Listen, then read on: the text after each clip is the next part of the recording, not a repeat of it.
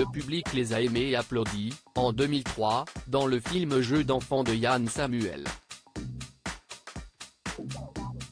Parfois, la réalité rejoint la fiction.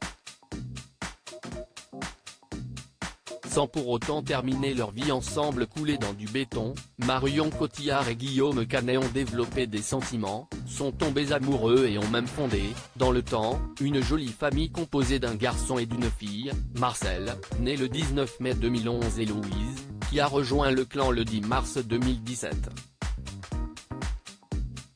Pour autant, cette histoire n'est pas complètement rose. Surtout pas ses débuts. J'ai ma charmante chérie et amoureuse qui n'aimerait pas ça. La chronologie de leur idylle reste encore, en 2022, très incertaine. À l'époque où ils assuraient la promotion du film Jeux d'enfants, Marion Cotillard et Guillaume Canet avaient catégoriquement refusé de s'embrasser sur le plateau de l'émission Tout le monde en parle, juste pour le plaisir de Thierry Ardisson. Et pour cause, ils étaient tous les deux en couple. Lui était marié à Diane Kruger, elle fréquentait le comédien Stéphane Guérin-Tillet.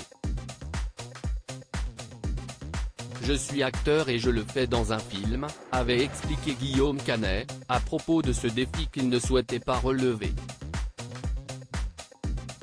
La deuxième raison si est que j'ai ma charmante chérie et amoureuse qui n'aimerait pas ça et je le comprendrais.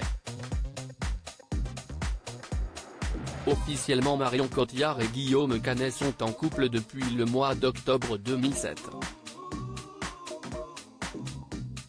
Mais les deux acteurs étaient amis, déjà, depuis 1997 et ils auraient bien pu échanger plus que de simples accolades pendant ce temps.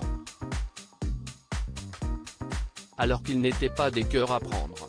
De retour chez Thierry Ardisson plusieurs années plus tard, et face à cette fameuse séquence un brin gênante de 2003, dans laquelle il se refusait un bisou, Guillaume Canet avait été questionné vis-à-vis du nombre de temps qui s'était écoulé après son passage à la télévision pour qu'il parvienne à séduire Marion Cotillard.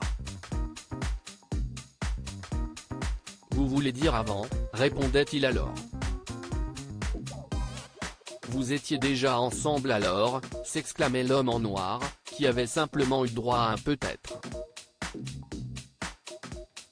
Mystère, mystère.